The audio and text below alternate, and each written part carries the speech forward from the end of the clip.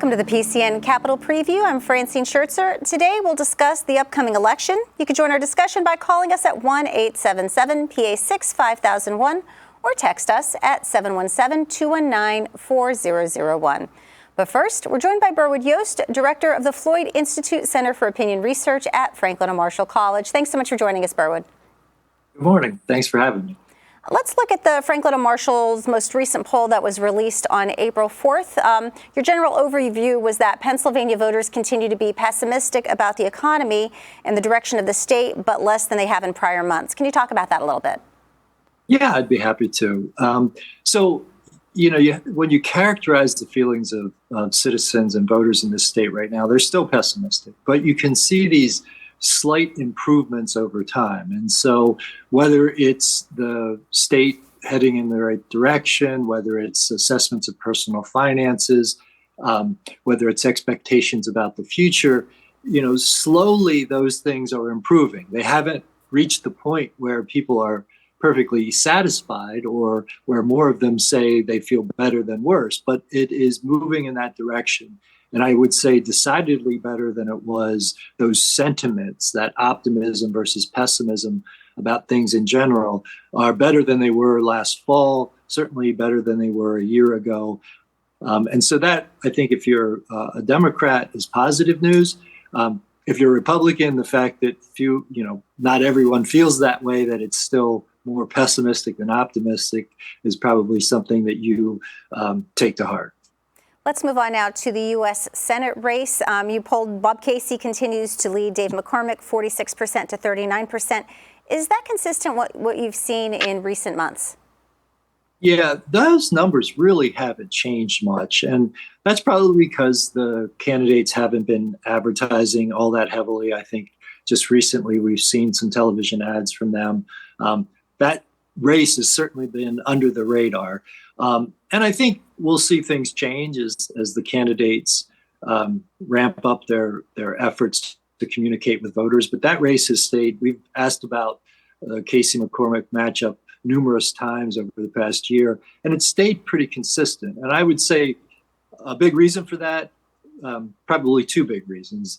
Bob Casey's job approval ratings are good, not great, but people know him. And on the other side of this, Dave McCormick is not that well known by the state's voters. About half of them, in fact, say they don't know enough about him to have an opinion. So once those dynamics start to change, obviously, Senator Casey is going to try to tell people about his record and improve his job ratings.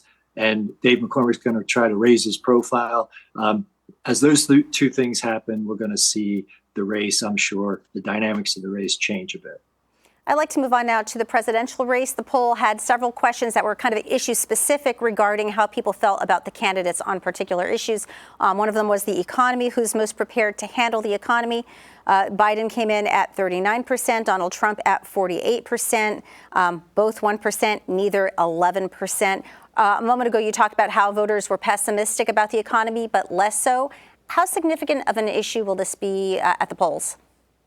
Look, it's really pretty vital. I mean, among the 45% of people who say they're worse off than they were a year ago, their concerns about the economy and specifically about inflation are really top of mind for them. And so I think if President Biden wants to have a successful reelection campaign in this state, he's going to have to address the concerns about the economy directly. And former President Trump has a real advantage on that issue. He has had an advantage on that issue for more than a year since we've been tracking it.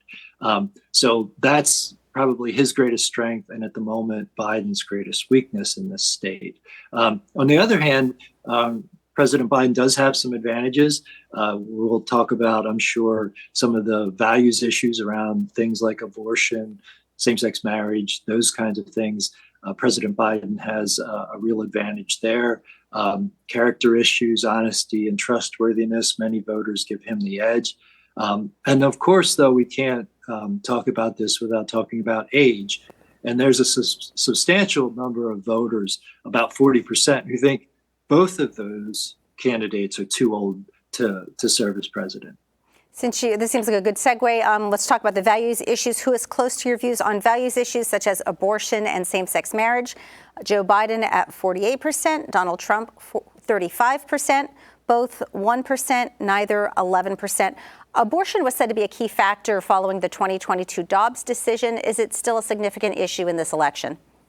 It is, and it's really tough to capture what its effects might be. In 2022, most people suspected that the economy would be the big issue driving voters. And in the end, it turned out that it was the economy, but it was abortion rights, too. They were about equal in the weight that they had for voters. And I think even though we talk a lot about the economy right now, I suspect when we get to November that both of those issues are going to be top of mind for voters. And it's hard to say exactly how they're going to play out right now. But if this election is fought on the economy, I think at the moment Trump has an advantage. If it's going to be fought on those kinds of values issues, particularly around abortion, then I think President Trump has an advantage, or President Biden has an advantage. There are several questions. We won't have time to get into all of them on specific issues, as you mentioned, age, trustworthiness, and so forth. Do you have a sense of how many voters are going to base their vote on a specific issue? And if so, does the poll data indicate what that most important issue might be? Yeah, look, voting is a combination of policy issues and emotional feelings about a candidate. And so, I don't doubt that we're going to see things like abortion rights, the economy, immigration, concerns about immigration, concerns about crime. All of those sorts of things have the potential to drive the vote. And really, when you're talking about a race that's likely to be decided by a few thousand votes, it was 80,000 last time, everything can make a difference, right? It's hard to know what ultimately will push one of the candidates over the top. But I still think, though, that economy, abortion rights, perhaps the war in Israel, depending on how that plays out over the next few months, all could be driving voters to the polls. But at the end of the day, I think it's probably how voters feel about those issues collectively. Most people aren't just single issue voters. And so, it's sort of like collectively, how do I feel a candidate's going to do? And support those kinds of things I care most about. It's going to be more about that feeling than it is about a specific policy, I think. We are roughly about 2 weeks away from the primary election in Pennsylvania. How significant of a change do you expect the voters to shift perhaps one way or the other in the coming weeks? Yeah, look, the primary's been decided at the top of the ticket, and there are certainly important races, particularly for the row offices. There may be primaries in state house races, state senate races, although not as many as we'd like. So there will be things to vote for, but the top of the ticket is settled. And I wonder how much that's going to affect turnout.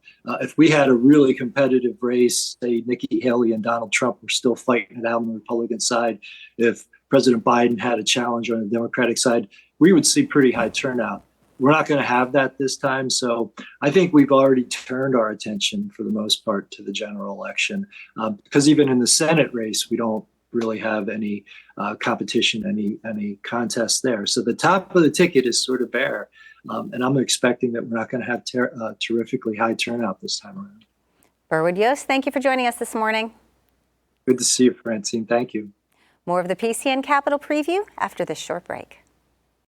Welcome back. Our guests today are Mark Harris, founding partner at ColdSpark Media, and Mike Mikus, president of Chartiers Group. As we're roughly 2 weeks away from Pennsylvania's primary, Mike, we'll start with you. How much importance does Pennsylvania have in this year's elections? As with any election year, Pennsylvania is critically important. Both parties look at Pennsylvania as a must-win, whether it's for the Senate race, whether it's for congressional races, or the presidential. Pennsylvania, every single year, is one of the most important states in the country, and I have no doubt that's going to be the case this November as well. Mark, do you agree? Absolutely. That we're going to probably one of maybe the few things we'll agree on. But yeah, there's no doubt the path to the Senate and the road to the White House runs straight through Pennsylvania. Let's start off talking about Pennsylvania's U.S. Senate race. Bob Casey is running for re-election. He's opposed by Dave McCormick. Mark, why don't you tell us about that first? You're representing Dave McCormick, so what should viewers know about him? Yeah, look, I mean, Dave is a Pennsylvania success story, went to West Point on a Pennsylvania commission, served our country in the first Gulf War honorably, and, you know, had a very successful business career, including in Pittsburgh at free markets. But, you know, he's running because it's time to shake up Washington. And, you know, Bob Casey's been there for a long time with not a whole lot to show for it. So I think that's what you're going to see is a clash of a guy who is a career politician versus someone who wants to change how things work in Washington. And so it's going to be probably the most expensive Senate race, certainly in Pennsylvania history, so maybe in American history. And, you know, I think it's going to be a good competing contest between two different visions for the state and for the country. Mike, can you talk a little bit about Bob Casey? Sure. Bob Casey is a known quantity, Pennsylvania voters, and they've been happy with him. That's why they've sent him back year after year after year. You know, he's been fighting for veterans. He's been fighting for families. He's built an impressive record of standing up for working families and taking on special interests. So I think he's in a very good position to win this November because he's somebody that Pennsylvanians know. He actually lives in the state of Pennsylvania, unlike his opponent, Dave McCormick. And somebody who's always fought for the people of Pennsylvania. Mike just referenced the residency issue. That was an issue in 2022 Senate race. Is that going to be something that plagues Dave McCormick this year? Absolutely not. Look, I mean, this is a guy who went to West Point, served our country, Bronze Star. He, you know, his dad was deeply involved in Pennsylvania and the system of higher education. You know, he ran a business here. He grew up here. Not going to be a major issue in this race. Now, Bob Casey spent roughly over 2 decades in elected office, both on a state and federal level. Does having a voting record serve as an advantage or detriment? It depends on the candidate, and in Bob Casey's case, it serves as an advantage because it shows he has concrete proof that he's fought for the people of Pennsylvania, whether it's protecting Social Security and Medicare, whether it's creating jobs, whether it's standing up for our veterans. Bob Casey, time and time again, has shown that he is willing to fight for the people of Pennsylvania, and that's why they keep re-electing him. Challengers to both of these candidates have dropped from the ballot. Is there a benefit to being the only candidate or having a primary? I think sometimes a primary can help elevate a candidate, but sometimes you can come out of a primary broke and wounded. So in a lot of cases, having a primary can help you, but in most cases, it's better for any candidate to not have a primary. Mark, your thoughts?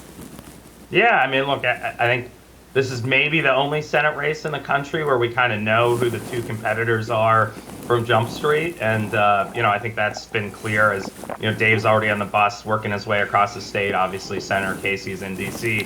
Like, you know, I think this is going to be a long campaign from that sense because, again, there is no primary. But I think it's probably beneficial to both candidates to be in that spot. On a recent campaign stop in Philadelphia, Dave McCormick had commented about how his campaign and Donald Trump's can complement one another.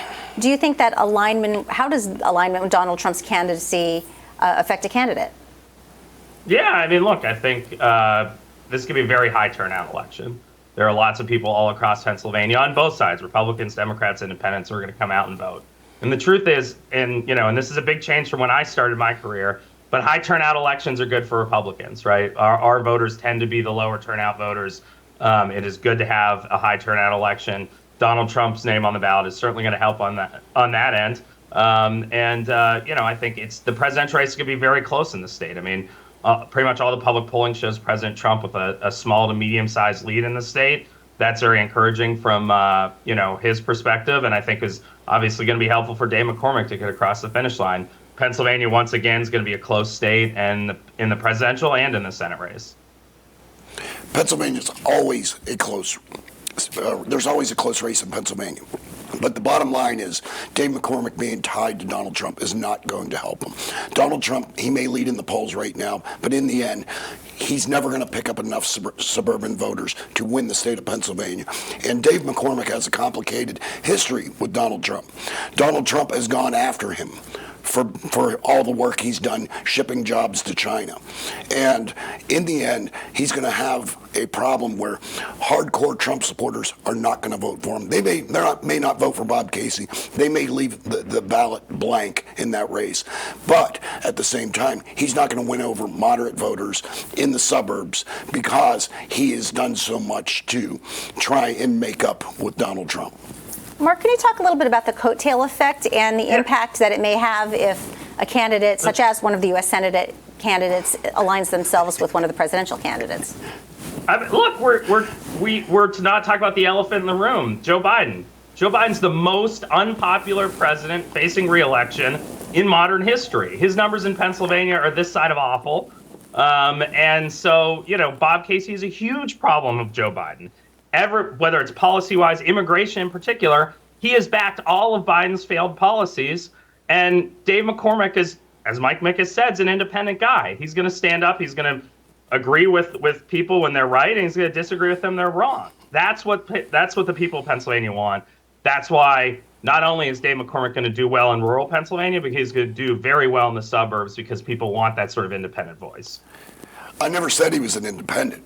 I said he was disliked by Donald Trump because he spent so much time in business shipping jobs from the United States to China. And he will always have a problem with China.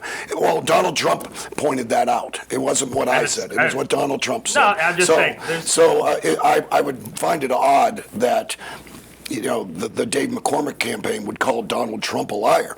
And so, Mark, that's obviously Mark, not what I'm saying. If you'd like to go on the record and say the Dave McCormick campaign says Donald Trump's a liar, that's not Mike, that's not what I'm saying. What I'm saying is Dave has been willing. Obviously, they disagreed on the election last time. Dave is the kind of guy who stands up for himself, and that's what the voters of Pennsylvania want. Well, Bob Casey can't name one issue where Bob Casey and Joe Biden disagree. On LNG, on permitting LNG, it's actually Bob Casey that is standing up for the natural gas industry. That's why all those people are voting for natural gas jobs. And let me finish here, Mark. I let you finish. And the bottom line is, Dave McCormick, when he moved from Pennsylvania to Connecticut, he made a conscious choice to move to become a CEO of a hedge fund that actually creates a lot of jobs in China while killing jobs in Pennsylvania and in the United States. And that's the bottom line. And Mark can spin it any way he wants and say that makes him independent. Well, yeah, he's independent of Pennsylvania voters because he's shipping their jobs to China. He's never shipped a single job to China. Well, we talked Period. End of story. You're saying they've never invested in China? No, they don't. That's not how hedge funds work, right? Okay, no, so that's not how it works. China. They did not. There is not a single job Dave McCormick has ever shipped to China. That's just a fact. The fact of the matter is he's looked out for China. He consciously made the decision to leave Pennsylvania to go to Connecticut. He left his own campaign kickoff when he actually lied to voters and said he was going to get on a bus and was going to live on that bus, and he got on a plane. You know why? He went to Connecticut to see his daughter. His daughter lives in Connecticut. He is a divorced dad. He went to see his daughter. I mean, shame on Bob Casey and the Democrats for shaming a guy because he wanted to spend an evening with his daughter. He lives in Connecticut. Let's shift our focus. No, he doesn't. So we were talking about perception of Donald Trump. How is President Biden perceived? Look, Joe Biden right now, there are some struggles in the polls, but the bottom line is what he has to do is tell the story. He has amazing accomplishments. The CHIPS program or the CHIPS bill that actually brings American manufacturing back. It's Joe Biden that is standing up to bring American manufacturing back from places like China. He's stood up for seniors. He's stood up for college students in eliminating student debt. The bottom line is Joe Biden has one of the most impressive records to run on. And in the end, and the economy keeps getting better and better, in the end, what's going to happen is voters are going to see there's a clear choice between him and Donald Trump. Joe Biden, who brought us out of the pandemic, and Donald Trump, who flailed all through the pandemic. And so in the end, Joe Biden's going to win Pennsylvania. The question is, what's the margin? Most likely it's going to be fairly close. Pennsylvania always is. But the bottom line is Voters have a clear choice in this election, and when they see what their choice is, they're going to end up voting for Joe Biden. At the beginning of this program, I spoke with Berwood Yost of Franklin and Marshall College about a poll that was released on April 4th. One of the questions was who's most prepared to handle the economy. Those who polled gave 39% to President Biden, 48% to Donald Trump. How big of an issue will the economy be? Mark? I think it's going to be a huge issue. I mean, look, voters look around and they say, am I better off now than I was when Donald Trump was president? And the vast majority of voters feel like they're better off when Donald Trump was president. And so, there's a lot of obviously, furor around different things. But ultimately, I think this is going to be an election that's going to be decided on policies, issues, the economy, and immigration. And on all those points, Donald Trump has a big advantage over Joe Biden. I mean, I say this to my Democrat friends all the time, like his numbers are this side of atrocious. And like it is, voters feel like the economy and immigration, our border, and foreign policy are all going in the wrong direction. And they feel like things were better when Trump was president. And so ultimately, I think people are going to vote their own pocketbooks. And, that's why I expect President Trump will win. What's going to win it for Joe Biden here in Pennsylvania is that Donald Trump is the president that appointed the Supreme Court justices that struck down Roe v. Wade. And if Donald Trump becomes president, there's going to be a national ban on abortion. And there's no way in hell, or am I allowed to say hell on PCN?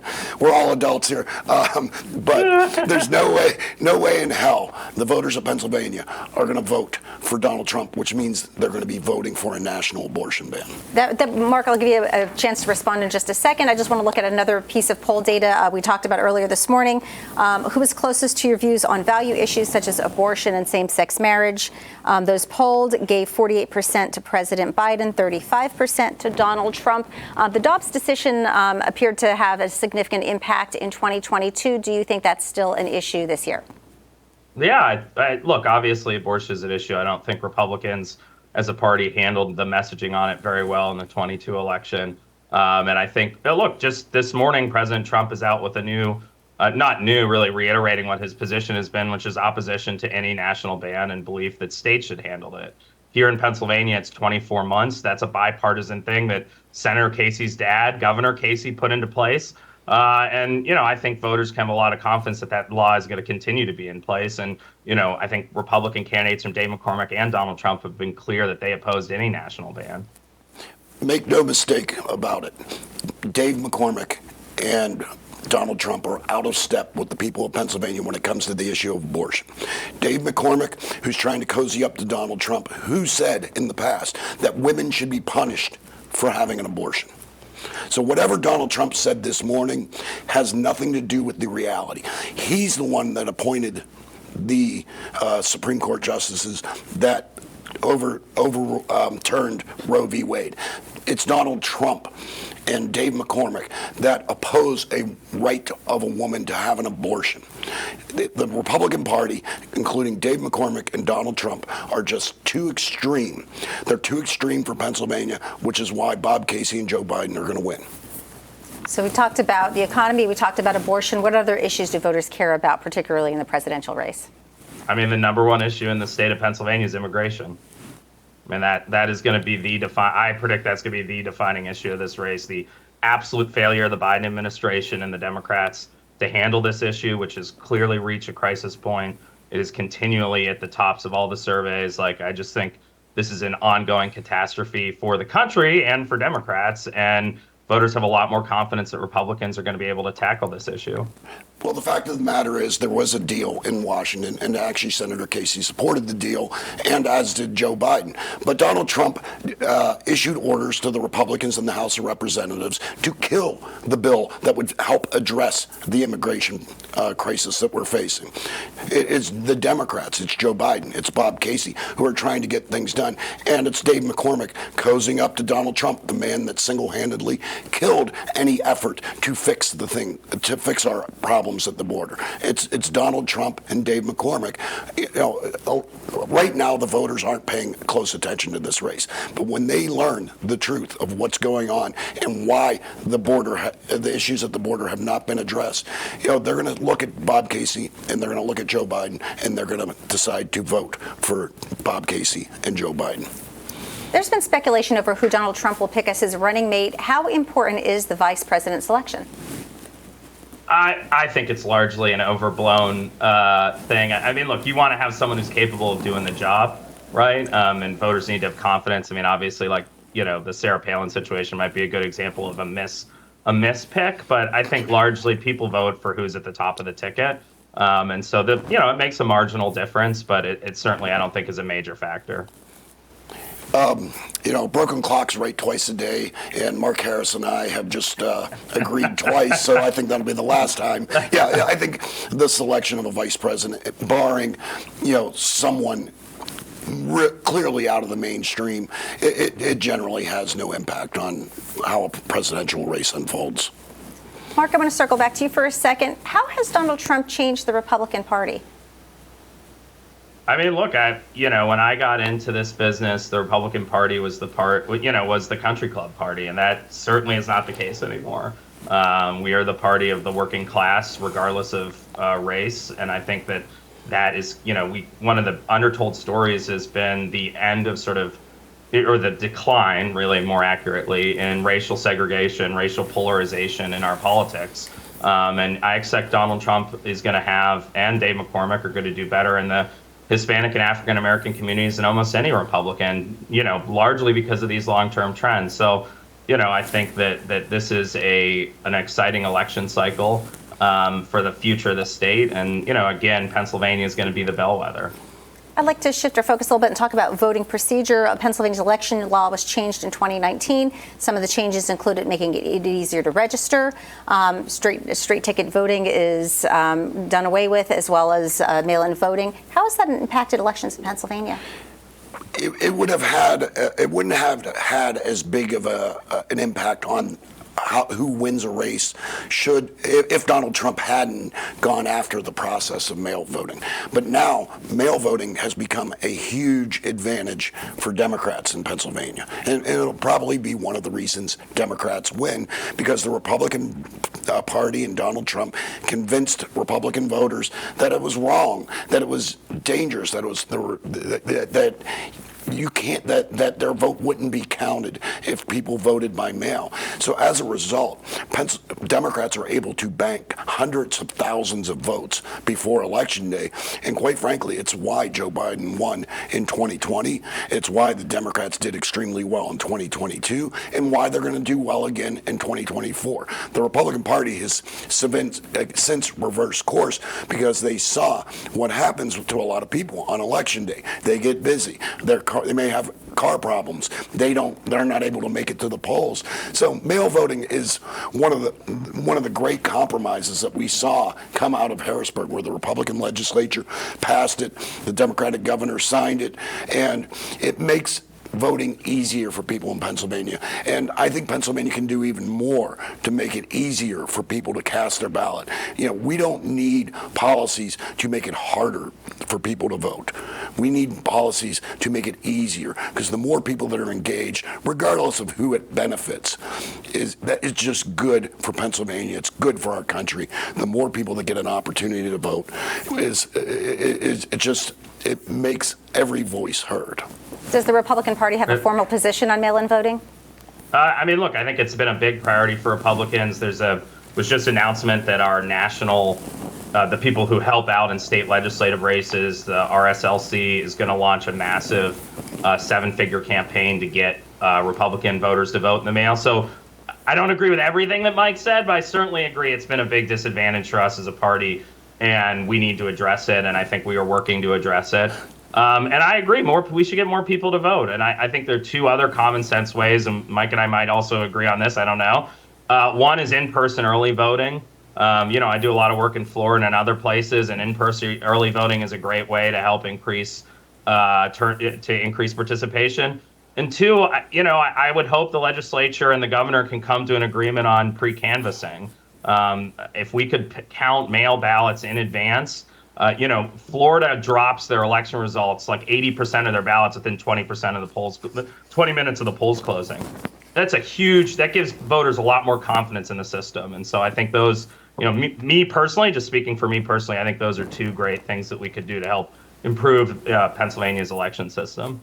We are going to head back to our phones in just a moment. I'll remind our viewers, if you'd like to join the discussion, our toll-free number is 1-877-PA6-5001 or text us 717-219-4001. Before we do that, just a couple quick reminders about what's coming up on PCN. The PCN Capitol Preview returns tomorrow morning as we discuss housing with the chairs of the House Housing and Community Development Committee. Representatives Mike Sturla and Rich Irvin join us tomorrow morning live at 9 a.m. Tune in for On the Issues this week. We're joined by Dave McCormick, a Republican seeking the Republican nomination for U.S. Senate, followed by Richard Farr, Executive Director at the Pennsylvania Transportation Association. Wednesday night, starting at 7. This Thursday, Journalist Roundtable goes on the road to Scranton. Featured guests include Boris Krachniuk from WVIA, Scott Schaefer from WNEP-TV, and Dave Janowski from The Citizen's Voice. That's Thursday night at 7 o'clock. All the great public affairs event coverage and interviews you watch at PCN are now available for free online at PCNTV.com and on PCN Select. Thank you for watching PCN. PCN is a 501c3 nonprofit television network that receives no government funding. We're relying on viewers and donors like you to help PCN to continue to bring you everything Pennsylvania. To make a donation, visit PCNTV.com. And now let's head to the phones. Linda, where are you joining us from this morning? Linda, can you hear us? Yeah, I can hear you. Go ahead, please. You're on the air. Okay, I'm sorry. I don't agree with Mike.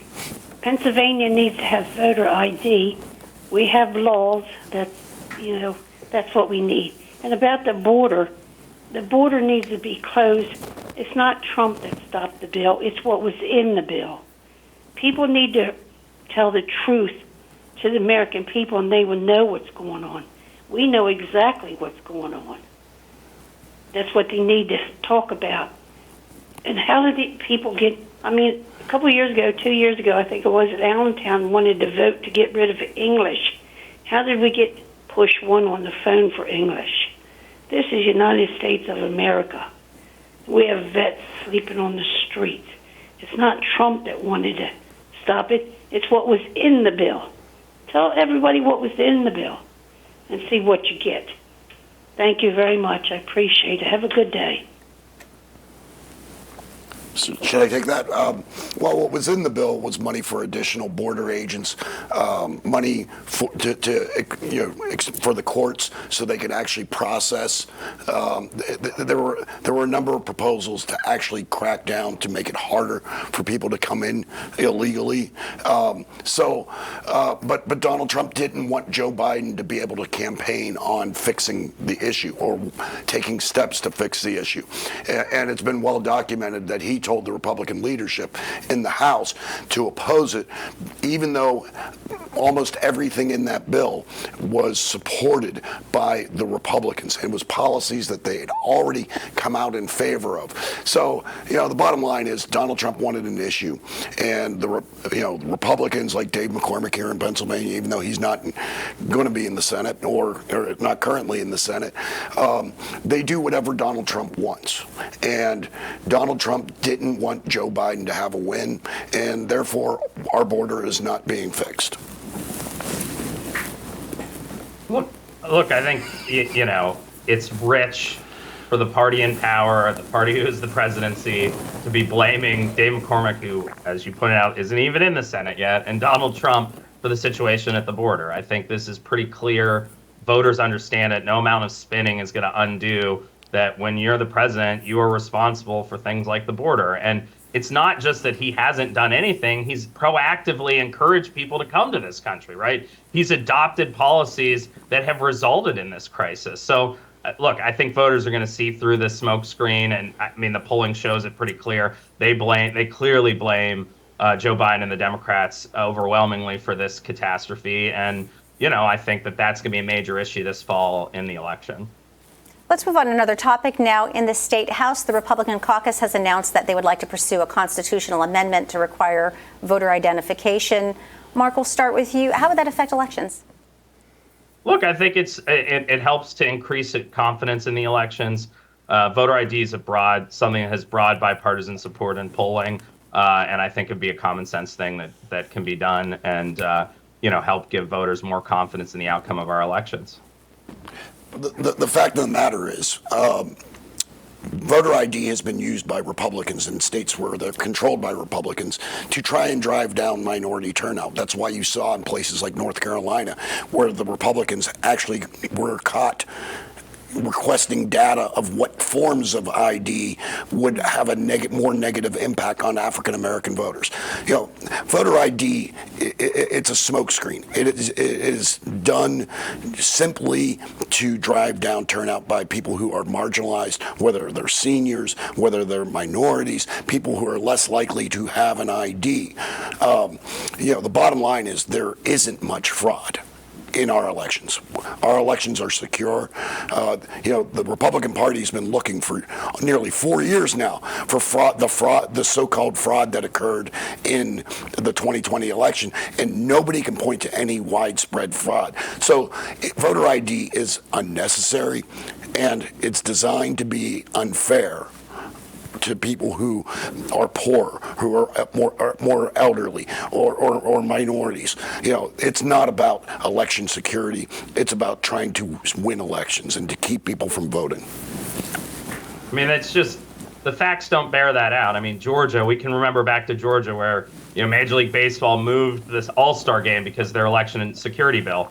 Well, not only in the following election was minority turnout higher than ever, even after all these things were put into place, but the Democrats won a lot of elections in Georgia in that election year. So again, this isn't about, getting a partisan advantage. It's about what's best. And this is like 70% of Pennsylvanians support voter ID. It's a broadly supported thing. You have to show an ID to do pretty much anything in society today. So again, I think this is something that Republicans and Democrats could come together on and get done. Again, we need to make it easier for people to vote, not create obstacles. Somebody is elderly, they have to, and perhaps on a fixed income, it's going to cost them money to get an ID. It's going to cause them to actually create an extra step to actually exercise their right to vote. The bottom line is voter ID is not needed because there is not widespread fraud in our elections.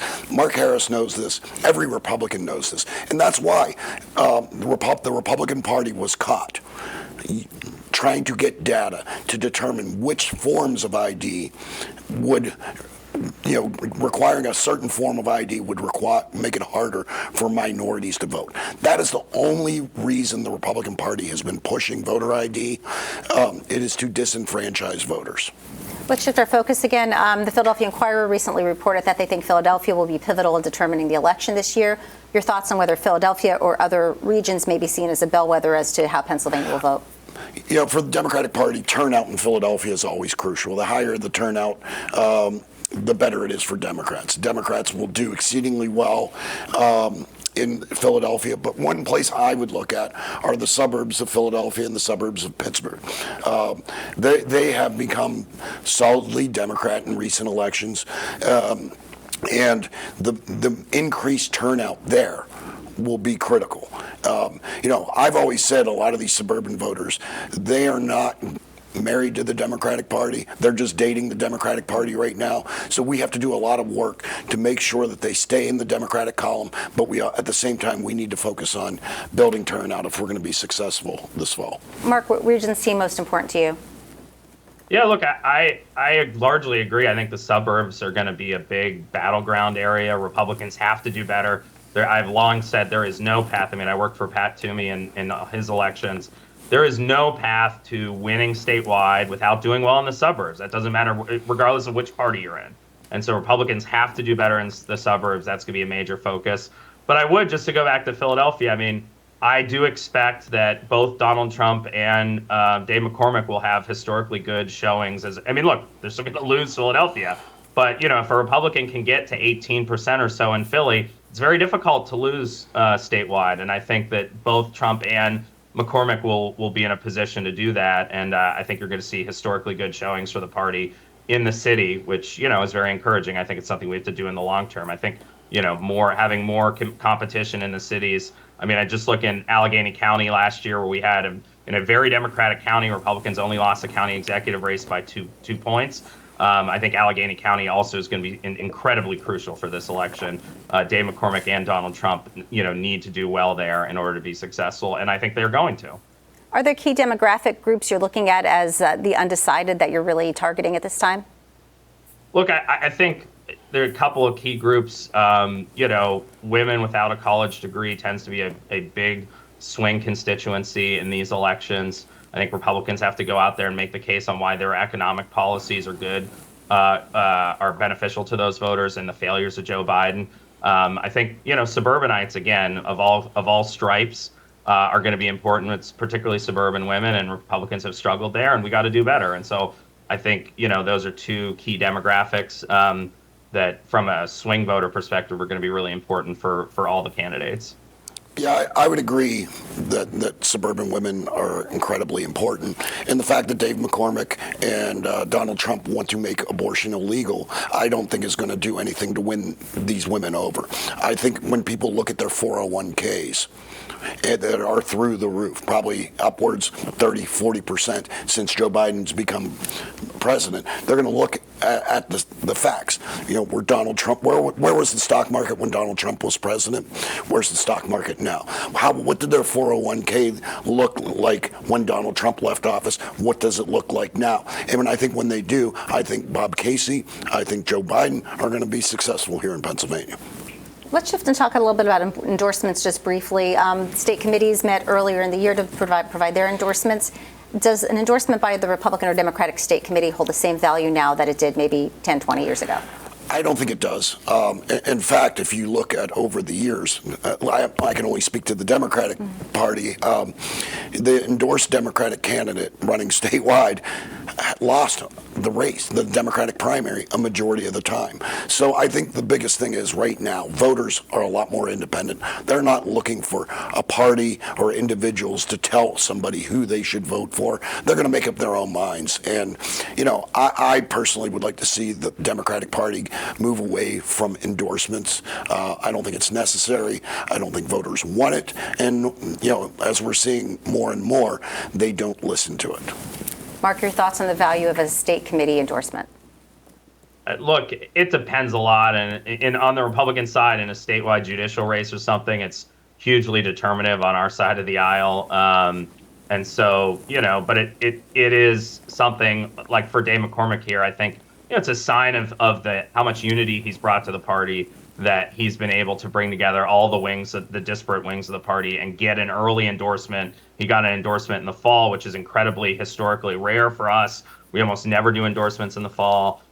So again, I think it's a sign of a well-run campaign to get the endorsement. But to Mike's point, it's largely, particularly in big races, not determinative of the ultimate outcome. On the ticket this year are also the 3 state row offices. I know that these often get less attention than perhaps the presidential or U.S. Senate race. If you're running a campaign for one of these races, how do you get attention? Oh, it's a hard one. The attorney general race is probably a little bit easier than the treasurer or auditor races, but voters are just not engaged yet in those races. They're much more like the judicials, and so you got to go out. You have to be in the community, get as much free press as you can, and raise money for the fall. But ultimately, as we saw, in those races last cycle, Stacey Garrity was behind for most of the race, but she ran a very good October, and that's what got her across the finish line. And I think that you're going to see similar late-breaking nature in these elections, in these down-ballot elections, because voters are mostly going to be focused on the presidential and the Senate races up until the very end. And so. And those other races are also much more determinative on what happens in the presidential and Senate races. The closer those races are, the closer the down ballot races are going to be. And so, if you're running those races, you just got to get out, work hard every day, meet as many people as you can, get those press hits, and try to raise money, because ultimately this is going to be a late breaking race.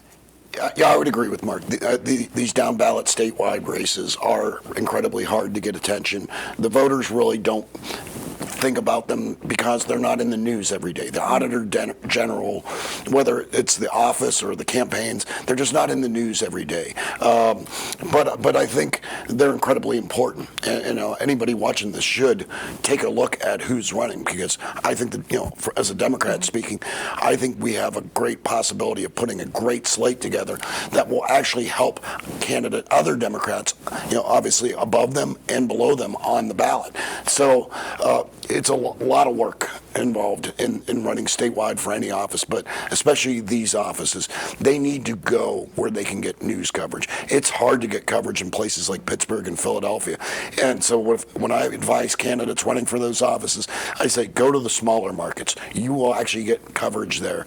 Go to the Scrantons, the Eries of the world, and you're likely to get some attention and begin to build some name ID and build your organization. Although more localized, I want to just briefly touch upon congressional races as well, as those are on the ballot. What congressional races are you watching? Look, I'm watching the Scott Perry seat in the 10th. I think that's one to watch. The Chris DeLuzio race in the West.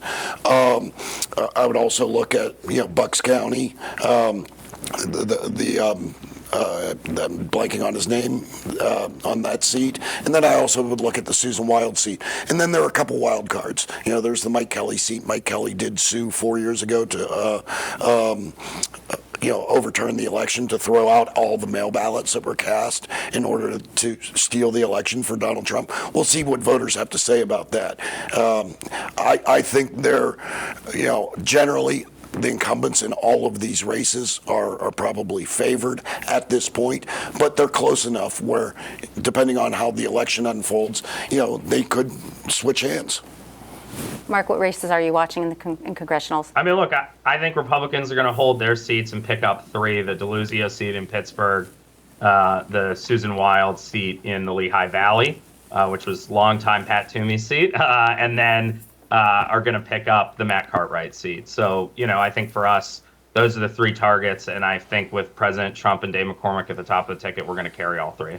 Well, the fact of the matter is, as far as, Susan Wild and Matt Cartwright, they've held those seats in presidential years, and I think they're going to hold them again. And I think Chris DeLuzio has done a very, very solid job strengthening his stance, his position in the race in the Western Pennsylvania seat.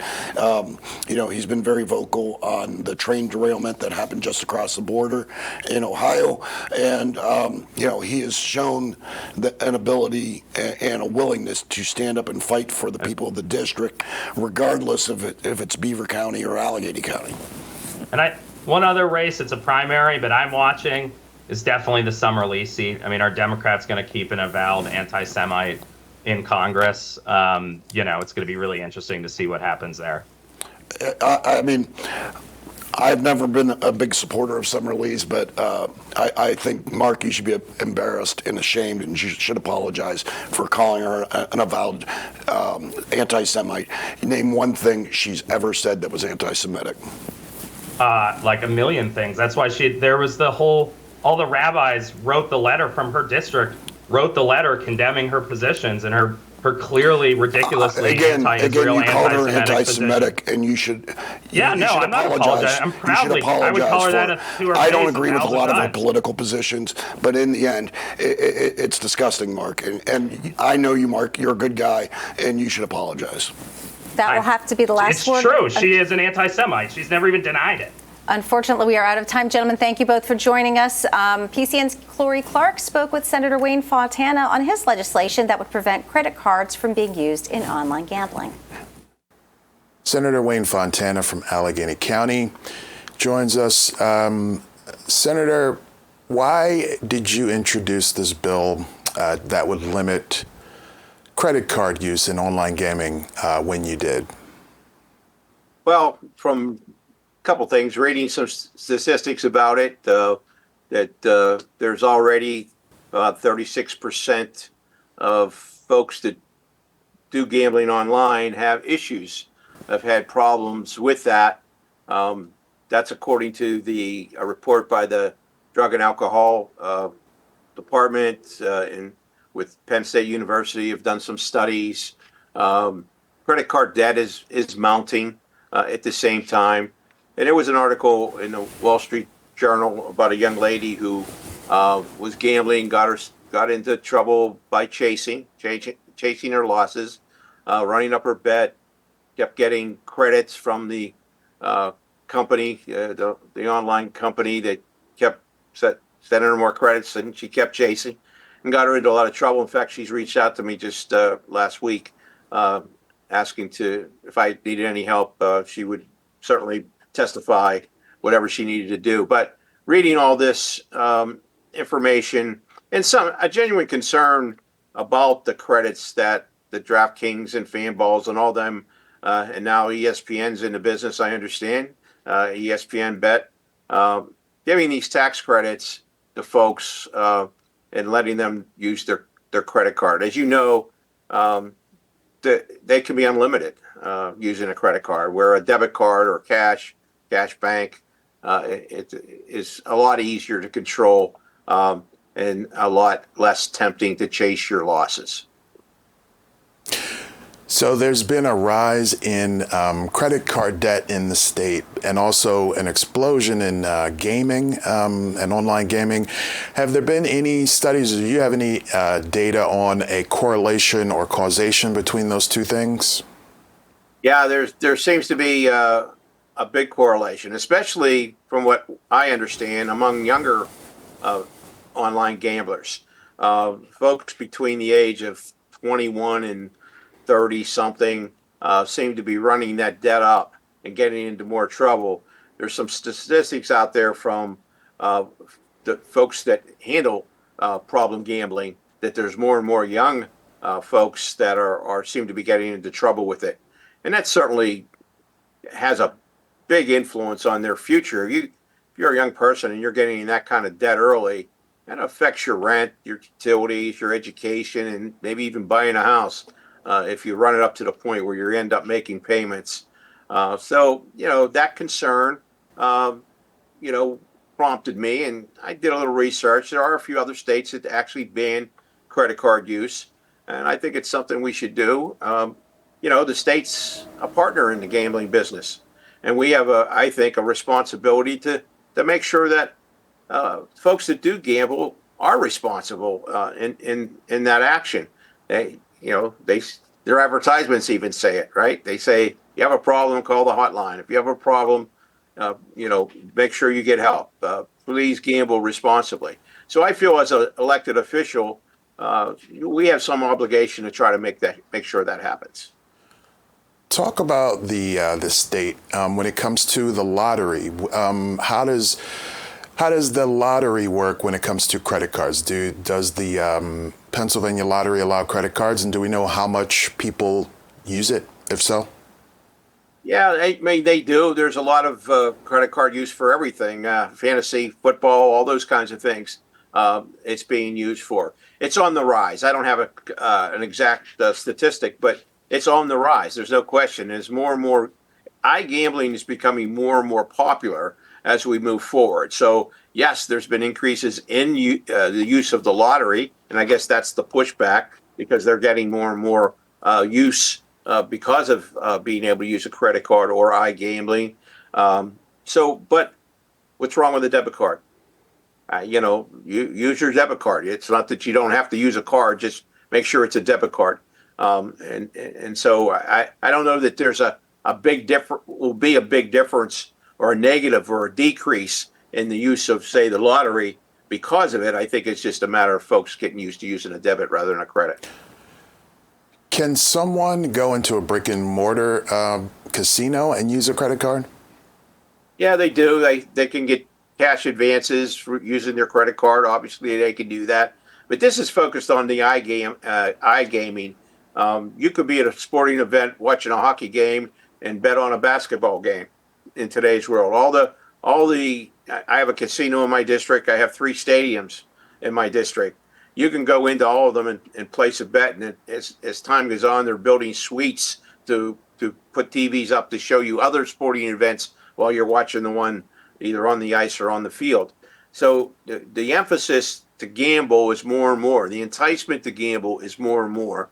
And using a credit card just emphasizes that. It makes it so much easier to do that. So you see this as a consumer protection issue, I take it? Yeah, absolutely. I mean, let's be real. Gambling can be addictive, and so this is a way to try to deter that and give folks the idea that if you're going to do this, it's entertainment. I get it, but do it responsibly. All right. One final question: how do you balance consumer protection with personal freedom? Well, again, it's not like you can't. We're telling them they can't gamble. We're not even saying you can't gamble with your phone or that. We're just saying you can't use a credit. You shouldn't use a credit card. That's a win-win for everybody. It's a win for the casinos. They don't have to, worry about collecting or bad will that someone's being addicted to gambling. And certainly the consumer themselves.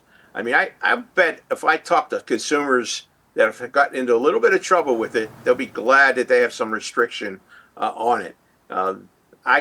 DraftKings and all those folks out there, maybe they wouldn't be happy about it, but they shouldn't be giving these credits out to folks that are losing.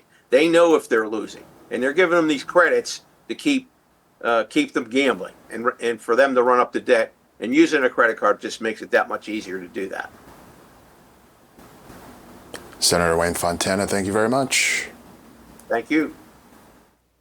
That concludes today's show. On the next episode of the PCN Capitol Preview, we'll talk about housing in Pennsylvania with chairs of the House Housing and Community Development Committee, Representatives Mike Sturla and Rich Irvin. That's tomorrow starting at 9 a.m. I'm Francine Schertzer. Thank you for watching.